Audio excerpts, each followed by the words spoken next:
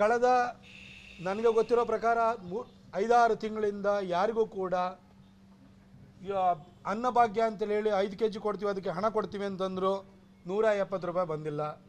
ಗೃಹಲಕ್ಷ್ಮಿ 6 ತಿಂಗಳಿಂದ ಬಂದಿಲ್ಲ.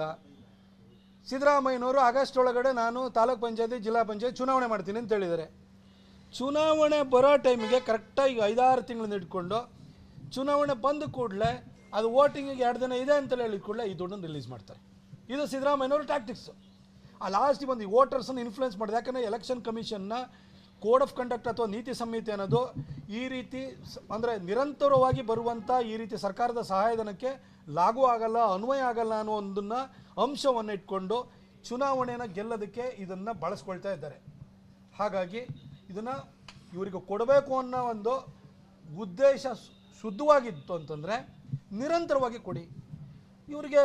ಇವರಿಗೆ MLA ಆಗಿರೋರಿಗೆ, MP ಆಗಿರೋರಿಗೆ, ಜನಪ್ರತಿನಿಧಿ ಆಗಿರೋರಿಗೆ ನಿಮಗೆ ವಿಧಾನಸೌಧದಿಂದ ನಿಮಗೆ ಸಂಬಳ ಕರೆಕ್ಟಾಗಿ ಬರಲ್ವಾ? ಹಾಗೆ ನೀವು ಜನಕ್ಕೆ ಪ್ರಾಮಿಸ್ ಮಾಡಿ ಬಂದ್ರಿ, ಹಾಗೆ ತಿಂಗಳ ಕರೆಕ್ಟಾಗಿ ಕೊಡಿ. ನೀವ್ಯಾಕೆ ಅವರು ಇದನ್ನು ಸ್ಯಾಲ್ರಿಡ್ ಎಂಪ್ಲಾಯೀಸ್ ಅಂತ ಜಾರ್ಜ್ ಹೇಳ್ತಾರೆ. ನಿಮಗೆ ಸ್ಯಾಲ್ರಿ ಬರ್ತಿಲ್ವೇನ್ರಿ ಜಾರ್ಜ್? ನಿಮಗೆ ನಿರಂತರವಾಗಿ ನಿಮಗೆ 1ನೇ ತಾರೀಕು 5ನೇ ತಾರೀಕು ಒಳಗಡೆ ನಿಮಗೆ ಸ್ಯಾಲ್ರಿ ಬಂದು ಕ್ರೆಡಿಟ್ ಆಗುತ್ತಲ್ವ? ನಿಮ್ಮ ಪರ್ಕ್ಸ್ ಏನಿದೆಯಲ್ಲ ಅದೆಲ್ಲ ಬರುತ್ತೆ ತಾನೆ. ಹಾಗಾಗಿ ಜನ ಪ್ರಾಮಿಸ್ ಮಾಡಿ ಬಂದಿದ್ದೀರಲ್ವ, ಅದನ್ನು ಕೂಡ ನಿರಂತರವಾಗಿ ಕೊಡಿ. ಇದನ್ನು ಚುನಾವಣೆಗೋಸ್ಕರ ಅದನ್ನು ಇನ್ಫ್ಲುಯೆನ್ಸ್ ಮಾಡೋದಕ್ಕೋಸ್ಕರ ಇದನ್ನು ಬಳಸೋದಕ್ಕೆ ಬಿಡಬಾರ್ದು. ಆಮೇಲೆ ಈಗ ಬಜೆಟ್ ಬರ್ತಾ ಇದೆ. ಬಜೆಟಲ್ಲಿ ಕಳೆದ 2 ವರ್ಷಗಳಲ್ಲಿ ಕರ್ನಾಟಕದ ಆರ್ಥಿಕ ಪರಿಸ್ಥಿತಿಯನ್ನು ಯಾವ ರೀತಿ ಇವರು ಹದಗೆಡುವ ರೀತಿಯಲ್ಲಿ ಮಾಡಿದ್ದಾರೆ, ಅದ್ರ ಬಗ್ಗೆ ಇವರು ನಮ್ಮ ಸಾಲ ಎಷ್ಟಿತ್ತು, ಇವತ್ತು ಸಾಲ ಏನು ಬಂದಿದೆ, ಸಿದ್ದರಾಮಯ್ಯನವರ ಸರ್ಕಾರ ಬಂದು ಈ ಗ್ಯಾರಂಟಿಗಳಿಂದಾಗಿ ಸಾಲದ ಪ್ರಮಾಣ ಎಷ್ಟು ಹೊರೆ ಆಗಿದೆ, ಎಷ್ಟು ಜಾಸ್ತಿ ಆಗಿದೆ, ಇದು ಒಬ್ಬರ ತಲಾವಾರು ಎಷ್ಟು ಬರ್ತಾ ಇದೆ, ಇದ್ರ ಬಗ್ಗೆನೂ ಕೂಡ ಒಂದು ಶ್ವೇತಪತ್ರವನ್ನು ಅವರು ಮಂಡಿಸಬೇಕು.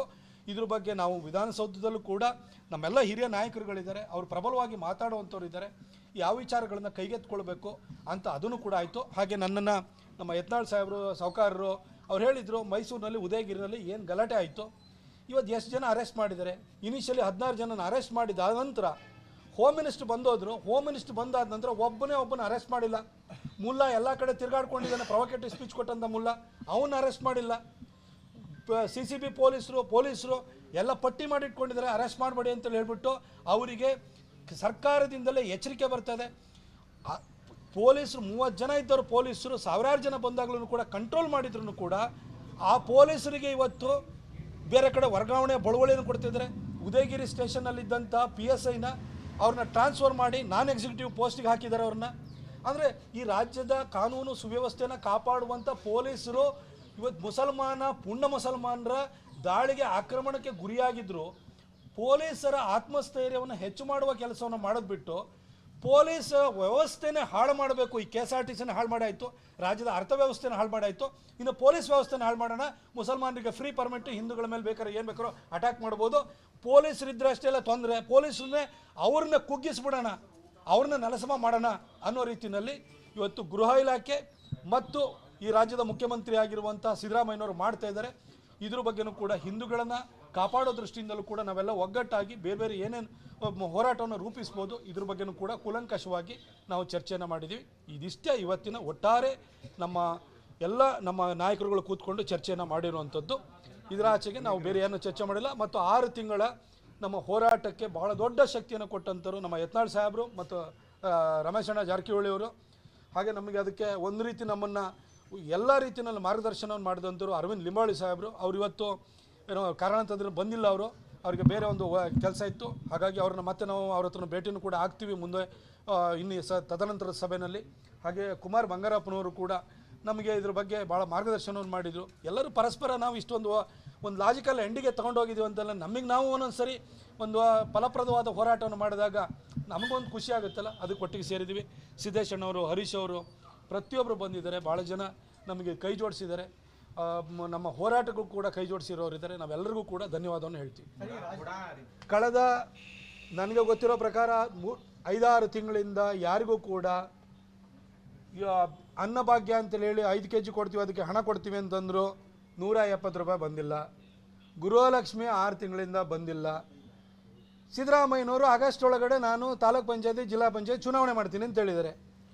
ಚುನಾವಣೆ ಬರೋ ಟೈಮಿಗೆ ಕರೆಕ್ಟಾಗಿ 5-6 ತಿಂಗಳಿಂದ ಇಟ್ಕೊಂಡು ಚುನಾವಣೆ ಬಂದ ಕೂಡಲೇ ಅದು ವೋಟಿಂಗಿಗೆ 2 ದಿನ ಇದೆ ಅಂತೇಳಿ ಹೇಳಿದ ಕೂಡಲೇ ಈ ದುಡ್ಡನ್ನು ರಿಲೀಸ್ ಮಾಡ್ತಾರೆ.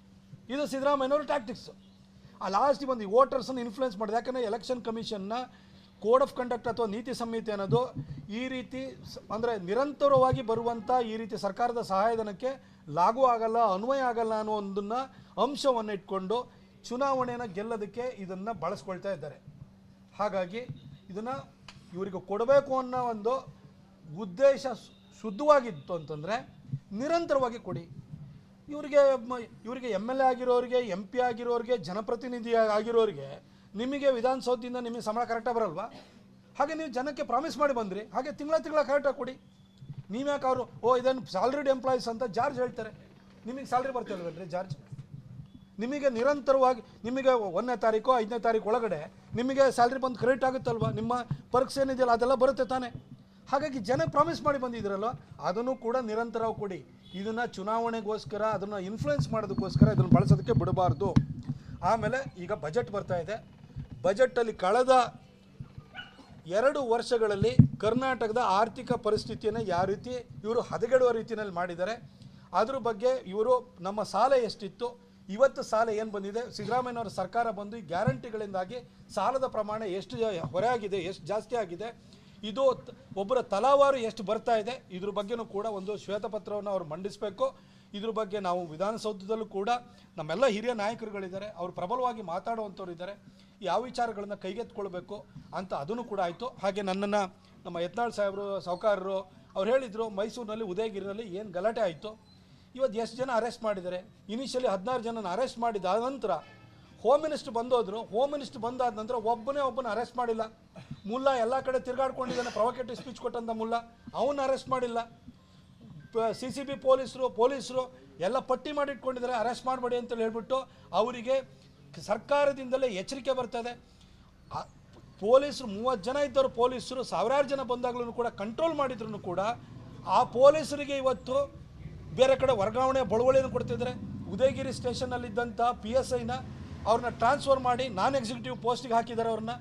ಅಂದರೆ ಈ ರಾಜ್ಯದ ಕಾನೂನು ಸುವ್ಯವಸ್ಥೆಯನ್ನು ಕಾಪಾಡುವಂಥ ಪೊಲೀಸರು ಇವತ್ತು ಪುಣ್ಯ ಮುಸಲ್ಮಾನರ ದಾಳಿಗೆ ಆಕ್ರಮಣಕ್ಕೆ ಗುರಿಯಾಗಿದ್ದರು. ಪೊಲೀಸರ ಆತ್ಮಸ್ಥೈರ್ಯವನ್ನು ಹೆಚ್ಚು ಮಾಡುವ ಕೆಲಸವನ್ನು ಮಾಡೋದು ಬಿಟ್ಟು ಪೊಲೀಸ್ ವ್ಯವಸ್ಥೆನೇ ಹಾಳು ಮಾಡಬೇಕು. ಈ KSRTCನ ಹಾಳು ಮಾಡಾಯಿತು, ರಾಜ್ಯದ ಅರ್ಥವ್ಯವಸ್ಥೆನ ಹಾಳು ಮಾಡಾಯಿತು, ಇನ್ನು ಪೊಲೀಸ್ ವ್ಯವಸ್ಥೆನ ಹಾಳು ಮಾಡೋಣ. ಮುಸಲ್ಮಾನರಿಗೆ ಫ್ರೀ ಪರ್ಮಿಟ್, ಹಿಂದೂಗಳ ಮೇಲೆ ಬೇಕಾದ್ರೆ ಏನು ಬೇಕಾರೋ ಅಟ್ಯಾಕ್ ಮಾಡ್ಬೋದು, ಪೊಲೀಸರಿದ್ದರೆ ಅಷ್ಟೆಲ್ಲ ತೊಂದರೆ, ಪೊಲೀಸರನ್ನೇ ಅವ್ರನ್ನ ಕುಗ್ಗಿಸ್ಬಿಡೋಣ, ಅವ್ರನ್ನ ನೆಲಸಮ ಮಾಡೋಣ ಅನ್ನೋ ರೀತಿಯಲ್ಲಿ ಇವತ್ತು ಗೃಹ ಇಲಾಖೆ ಮತ್ತು ಈ ರಾಜ್ಯದ ಮುಖ್ಯಮಂತ್ರಿ ಆಗಿರುವಂಥ ಸಿದ್ದರಾಮಯ್ಯನವರು ಮಾಡ್ತಾ ಇದ್ದಾರೆ. ಇದ್ರ ಬಗ್ಗೆನೂ ಕೂಡ ಹಿಂದೂಗಳನ್ನು ಕಾಪಾಡೋ ದೃಷ್ಟಿಯಿಂದಲೂ ಕೂಡ ನಾವೆಲ್ಲ ಒಗ್ಗಟ್ಟಾಗಿ ಬೇರೆ ಬೇರೆ ಏನೇನು ಹೋರಾಟವನ್ನು ರೂಪಿಸ್ಬೋದು, ಇದ್ರ ಬಗ್ಗೆನೂ ಕೂಡ ಕೂಲಂಕಷವಾಗಿ ನಾವು ಚರ್ಚೆಯನ್ನು ಮಾಡಿದ್ದೀವಿ. ಇದಿಷ್ಟೇ ಇವತ್ತಿನ ಒಟ್ಟಾರೆ ನಮ್ಮ ನಾಯಕರುಗಳು ಕೂತ್ಕೊಂಡು ಚರ್ಚೆಯನ್ನು ಮಾಡಿರುವಂಥದ್ದು. ಇದರ ಆಚೆಗೆ ನಾವು ಬೇರೆ ಏನೂ ಚರ್ಚೆ ಮಾಡಿಲ್ಲ. ಮತ್ತು 6 ತಿಂಗಳ ನಮ್ಮ ಹೋರಾಟಕ್ಕೆ ಬಹಳ ದೊಡ್ಡ ಶಕ್ತಿಯನ್ನು ಕೊಟ್ಟಂಥವ್ರು ನಮ್ಮ ಯತ್ನಾಳ್ ಸಾಹೇಬರು ಮತ್ತು ರಮೇಶಣ್ಣ ಜಾರಕಿಹೊಳಿ ಅವರು. ಹಾಗೆ ನಮಗೆ ಅದಕ್ಕೆ ಒಂದು ರೀತಿ ನಮ್ಮನ್ನು ಎಲ್ಲ ರೀತಿಯಲ್ಲಿ ಮಾರ್ಗದರ್ಶನವನ್ನು ಮಾಡಿದಂಥವ್ರು ಅರವಿಂದ್ ಲಿಂಬಾವಳಿ ಸಾಹೇಬರು. ಅವ್ರು ಇವತ್ತು ಏನೋ ಕಾರಣಾಂತರದಿಂದ ಬಂದಿಲ್ಲ, ಅವರಿಗೆ ಬೇರೆ ಒಂದು ಕೆಲಸ ಇತ್ತು. ಹಾಗಾಗಿ ಅವ್ರನ್ನ ಮತ್ತೆ ನಾವು ಅವ್ರ ಹತ್ರ ಭೇಟಿನೂ ಕೂಡ ಆಗ್ತೀವಿ ಮುಂದೆ ಇನ್ನು ತದನಂತರದ ಸಭೆಯಲ್ಲಿ. ಹಾಗೆ ಕುಮಾರ್ ಬಂಗಾರಪ್ಪನವರು ಕೂಡ ನಮಗೆ ಇದ್ರ ಬಗ್ಗೆ ಭಾಳ ಮಾರ್ಗದರ್ಶನವನ್ನು ಮಾಡಿದರು. ಎಲ್ಲರೂ ಪರಸ್ಪರ ನಾವು ಇಷ್ಟೊಂದು ಲಾಜಿಕಲ್ ಎಂಡಿಗೆ ತೊಗೊಂಡೋಗಿದ್ದೀವಿ ಅಂತೆಲ್ಲ ನಮಗೆ ನಾವು ಒಂದೊಂದು ಸರಿ ಒಂದು ಫಲಪ್ರದವಾದ ಹೋರಾಟವನ್ನು ಮಾಡಿದಾಗ ನಮಗೊಂದು ಖುಷಿ ಆಗುತ್ತಲ್ಲ, ಅದಕ್ಕೆ ಒಟ್ಟಿಗೆ ಸೇರಿದ್ದೀವಿ. ಸಿದ್ದೇಶಣ್ಣವರು, ಹರೀಶ್ ಅವರು ಪ್ರತಿಯೊಬ್ಬರು ಬಂದಿದ್ದಾರೆ, ಭಾಳ ಜನ ನಮಗೆ ಕೈ ಜೋಡಿಸಿದ್ದಾರೆ. ನಮ್ಮ ಹೋರಾಟಕ್ಕೂ ಕೂಡ ಕೈ ಜೋಡಿಸಿರೋರಿದ್ದಾರೆ. ನಾವೆಲ್ಲರಿಗೂ ಕೂಡ ಧನ್ಯವಾದವನ್ನು ಹೇಳ್ತೀವಿ.